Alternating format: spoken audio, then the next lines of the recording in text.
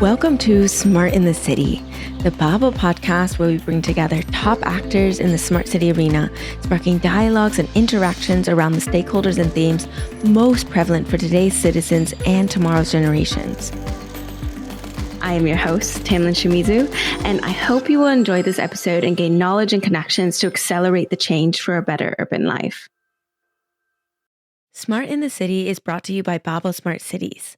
We enable processes from research and strategy development to co-creation and implementation. To learn more about us, please visit the Babel platform at babel-smartcities.eu. So we are live here in Rotterdam at the Urban Future Conference. So for the third year in a row, I'm a media partner, and I'm really thankful and really excited to get the chance to speak to so many great speakers in the program. So today we are actually going to get a glimpse of the location of next year's host city of Urban Future, and that will be in Łódź, Poland. So I'm really excited to speak today to Anna. She's the director at the city of Łódź in Poland, who is also responsible for climate. So welcome, Anna. Hello, it's a pleasure to be here, and it's a pleasure to be a host of next year Urban Future. Yeah, I'm really excited to get the chance to come and see your city. I've traveled a bit in Poland, but I've never been to your city. So actually, maybe before we get started, I would love for you to just, where is it? What's special about your city? Łódź is the third largest city in Poland. It's located in the heart of Poland, in the heart of Europe. Yeah. So just if you want to visit the center of Europe, you have to join us next year in 2025. What is unique for Łódź? Łódź was the second fastest growing city in the world after Chicago in the 19th century. Oh, interesting. It was connected with the fact of the growing textile industry. And we believe since then that there was a saying, and it was also a very famous film.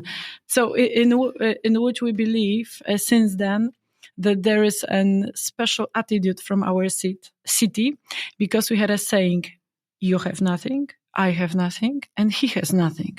So together we have enough to build a factory. And this is how it started in the 19th century. And we believe in this episode till now. Right now, of course, we change from the textile industry to more climate issues, more art innovations, and involving business companies.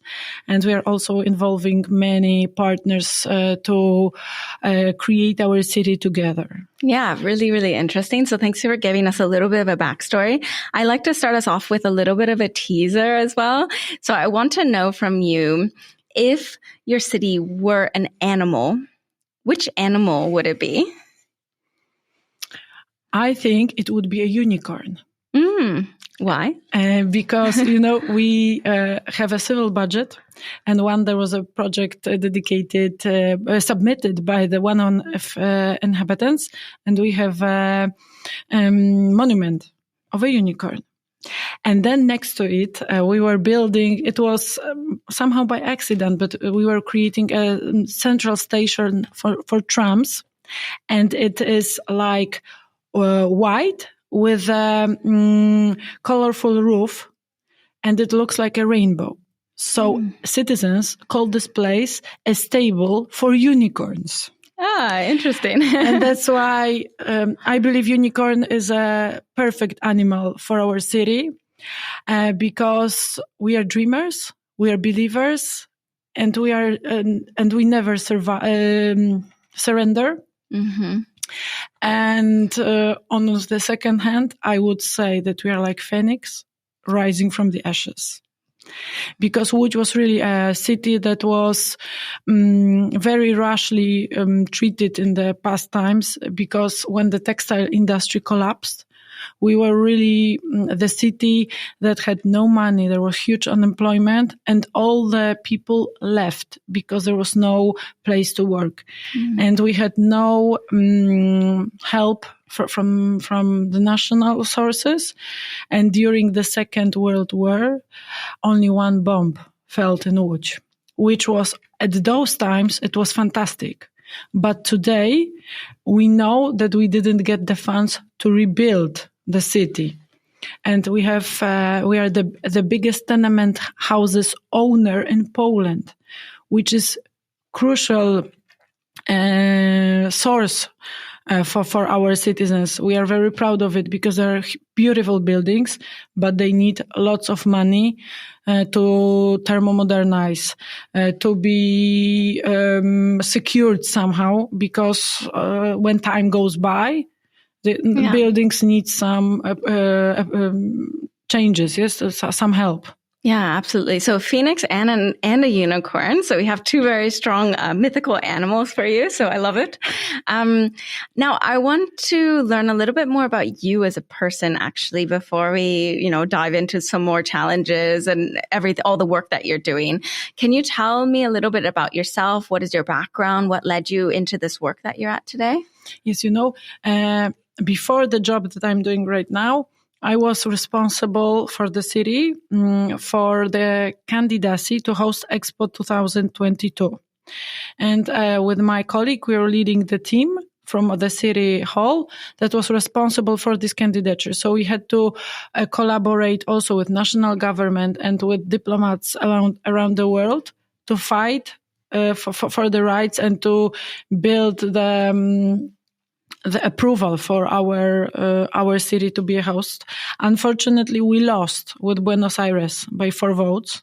We do not see it as a huge problem. Of course, we would love to win, but to be honest, at those times, and I believe right now, I will not lie if I say that not everybody knows Łódź, but everybody knows Buenos. So when you lose with Buenos only by 4 votes, it's still a success. And I would say so. Yes. Yeah. And I would like to think about it like this. And after we were beating this candidacy and we were leading this project for 5 years, and suddenly it stopped because we didn't get the rights to it. Me and my colleague, we were also involved in some issues connected with Expo Horticulture nearby. So we were involved in climate, in greenery. And we came to our city hall and discussed with the mayor that this is the time that we should focus on this. And our mayor, she's also the ambassador of Green Deal for Europe. She's a member of Committee of Regions. So she's also very dedicated to climate issues. And we decided that we'll create our department. And we will try to combine all the issues that are very important for climate, for greenery, for blue infrastructure in one unit. And this is how it started. Personally, I'm not biologist. I'm economist and I'm a project manager, and I love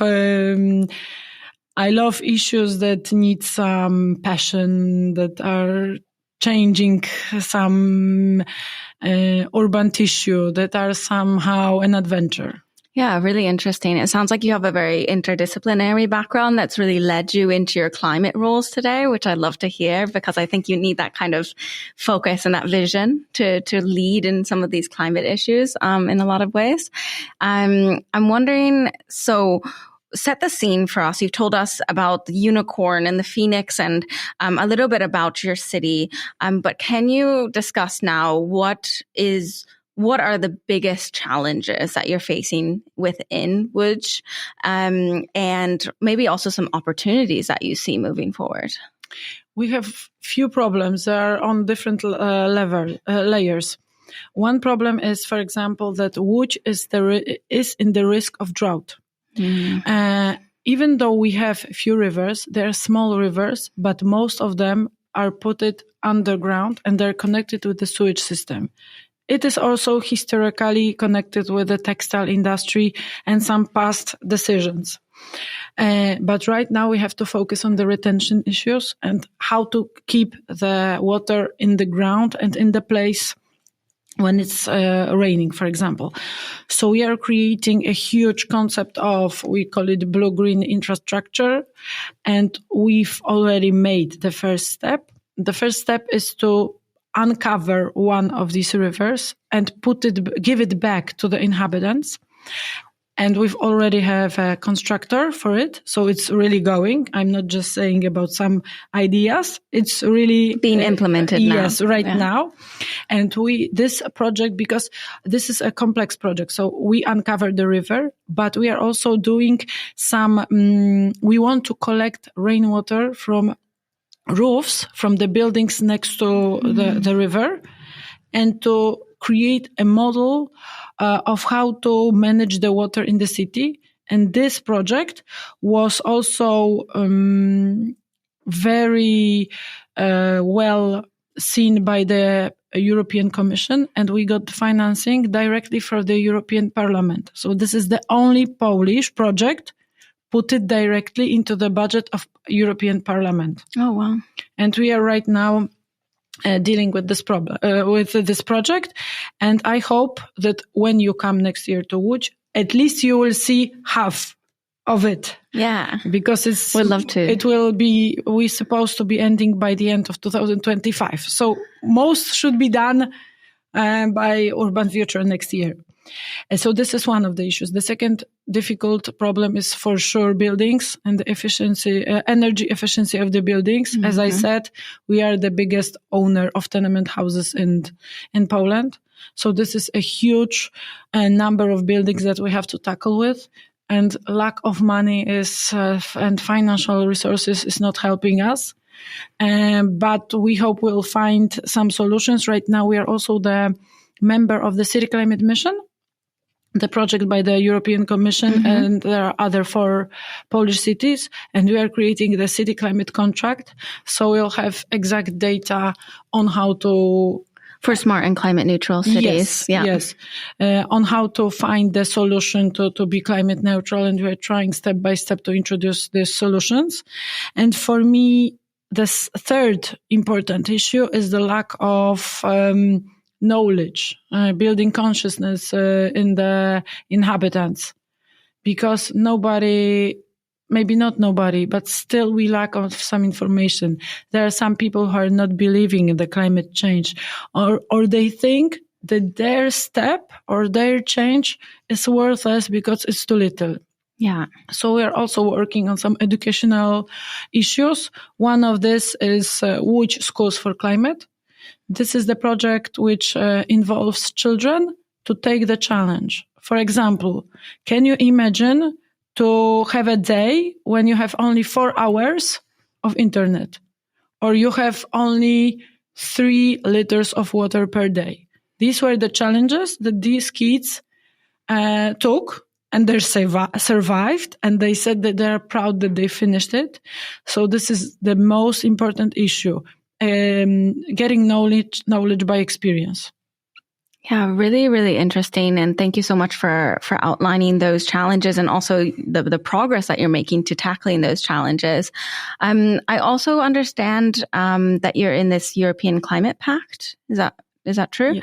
And so I was wondering, what do you think are the most significant achievements of the European Climate Pact? How have these initiatives impacted the environmental policies and practices? And what are some key learnings that you're taking away from that project?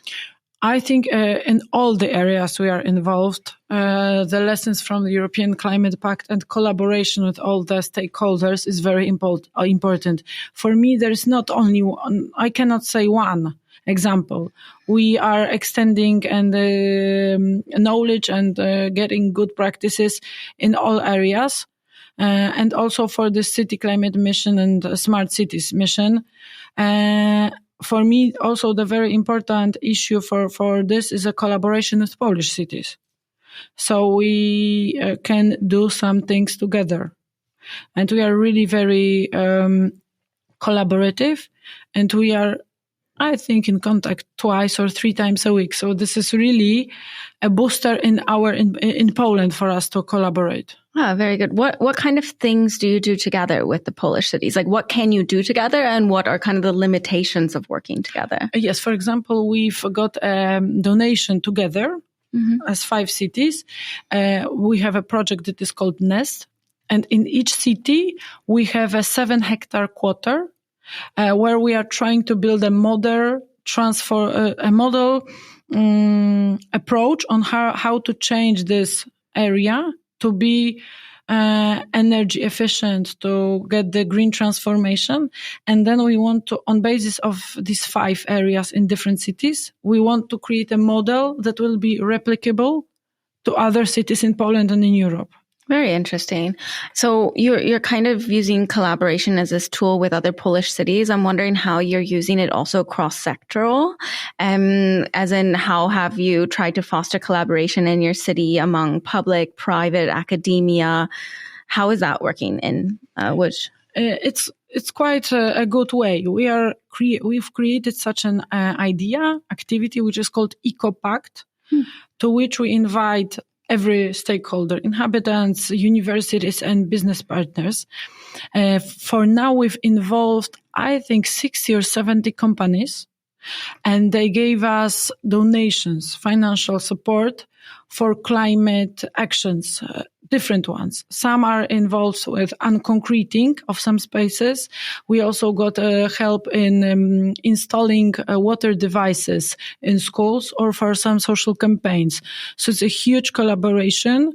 And I think in Poland, we are the city that has got the biggest number of business partners in such initiative. Why do you think that is? What do you think is the key to driving more collaboration with these partners?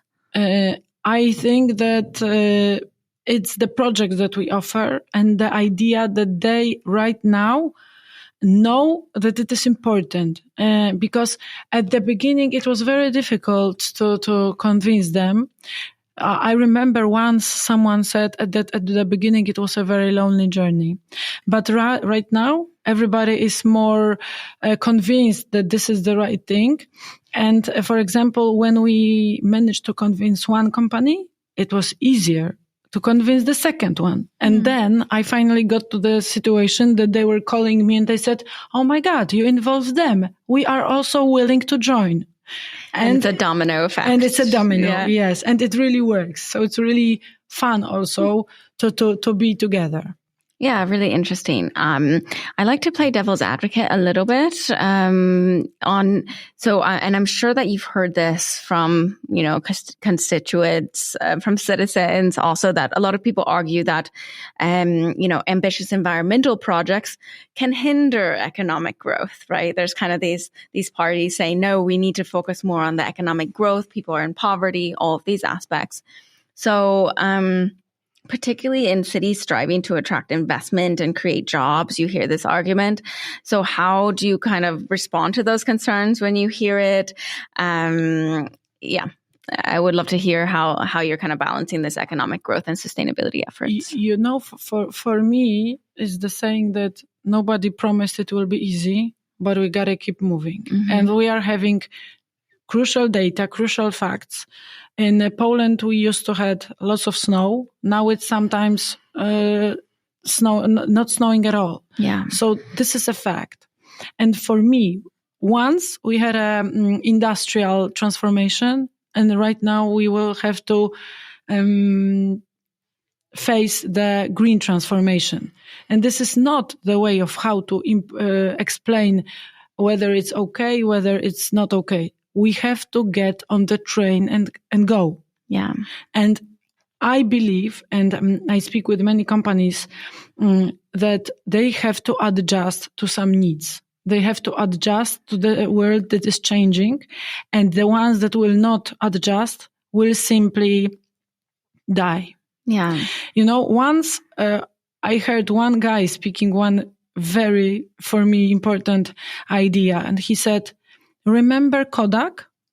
Everybody from our generation remembers Kodak. And he said, "I don't want to be Kodak because it doesn't exist anymore." Mm-hmm.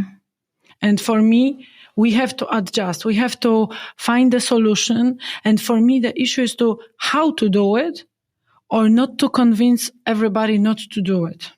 Yeah. I guess I'm also thinking that, the economic growth to find the points where you can foster economic growth at the same time as meeting sustainability goals, to find this sweet spot where both can be true. I'm wondering if you have any kind of examples that come into mind where you think, wow, this is great for economy at the same time as being great for the planet? Yes, sure. Reduction of using water. Okay, I do not mean don't use it at all. But if you try to use it a little bit less, you will have the secure future for water systems, and it will get some savings for you. Yeah. The same is for the buildings. If you transform the building to be less energy consuming, you will be prepared. So you will have a good solution for energy savings and money savings. Yeah. I know that there are people, they have to see the economical arguments. I know it. Yeah, exactly. Yes, we are trying to find such solutions, some data. It's not sometimes easy, but not everything can be secured. But for example, even having in mind European taxonomy, it's changing. And even the financial institutions right now, they will use they will give some credits only under some circumstances. So if you're climate neutral, if you take care about the environment. So it is also economical advantage or disadvantage for someone. But if you are not involved in protecting the environment, you will not get credit from the bank. Yeah. Yeah. It's so bizarre to me because you mentioned the droughts that are happening and this kind of urgent pressing where people can see it for their own eyes, also starting to really feel the effects of climate change. And I just came from the south of Germany where we had immense flooding, the worst floods of the last for a long time, I think. So it's kind of, I just want to put this kind of in a heartfelt way that I'm just worried that people will only notice when it's too late, when they really, really feel the effects. Like you're just starting to see it. You're really, oh, why is it so hot? Oh, we haven't got enough rain. Oh, we got really bad floods. Like, why is this happening? What do you think is the best kind of heartfelt plea right now to communicate with people on making this a priority, to politicians to making this a priority, that kind of appeals to the human nature? For me, the most important issue is to explain everybody that even a small step is important. Yeah. Because there are people who believe I'm only one person sitting somewhere in one apartment. What my attitude can change? It can change a lot. If it will change one attitude by each person, we'll be 100% ahead. It is really that we have to sometimes change the mind for small steps. I know that we cannot be also fanatics because we have to sometimes optimize our approach. Mm-hmm. But we were trying to involve authorities because I believe that politics should also be speaking about it because it's their role. They're responsible for small towns, bigger cities or national countries. Yes. But authorities like sportsmen or actresses or actors, they should be speaking loudly about it. We were able to involve some authorities in Poland, some famous basketball player or some YouTubers also right now, and they were saying what they are doing to protect the environment. For example, water, to use less of water or less energy or to eat less meat. Mm-hmm. They were explaining and there were lots of followers after them. So I believe this is also the issue, just to learn children which can influence their families, speak by the voice of authorities, and try to do your best by your own. Yeah, really, really good words to move forward on this. You've already given a few really good examples of actions that you're taking to overcome some of the challenges, but I'm wondering if you also have another example at all of a, unique use case or something that you're doing in your city that could be really replicable on a larger scale, in other European cities. Do you have a case that comes to mind? For me, this is this educational program, mm-hmm. because this is easy. Yeah. It's not time consuming during the lessons because this is the challenge for the children to do at home. And our examples after doing this first episode of this project were like this, that these children got the lesson. They said, we are proud, we will repeat it, we will involve our families to eat less meat, or also to do some other challenges. Mm-hmm. It's learning by experience. Right now we are having the second phase. In the first phase we had 100 children. Right now we are having 200 children, and they are really involved. And when I hear that young people say that they're proud, it should happen in each city in the world. Yeah, really good example. So I'm hearing a lot of amazing initiatives that you're doing, but of course, always the question is, are we doing it fast enough to really combat everything? How can we accelerate these changes quicker? Because these dates, these 2030 dates, for example, 2050 dates are fast approaching. I'm wondering what tool or what is missing that would help you accelerate the changes that you're making? Is it money? Is it, what is it to you? In Poland, for sure, and in Łódź, for sure, this is lack of funding. Mm. And of course, we are also facing some problems by law. What I mean, the buildings we are having are under the conservation protection. And we cannot do everything to adjust them to the future needs because of the conservation rules. Mm-hmm. And this should be somewhere simplified to make the impact on the buildings and to transform them. So these are the issues. Also, one important issue for me, maybe we should also focus on some solutions that are future solutions. I see that many cities introduce the actions or projects that are up to date for today. Mm. But we should we should create some platform with NGOs, with universities and business sectors to introduce, because I do not want to plan today the solutions for 2030, which will be created today, because in 2030, they will be not so modern. There will be new solutions. And I believe that in our technological systems and in the development of the world, I believe that in very many heads, there are solutions created for 2040. So I would like to know them and to start introducing them today. So then we are getting faster and faster. For example, in Poland, it was somehow by accident. There were cash payments, and then there were checks.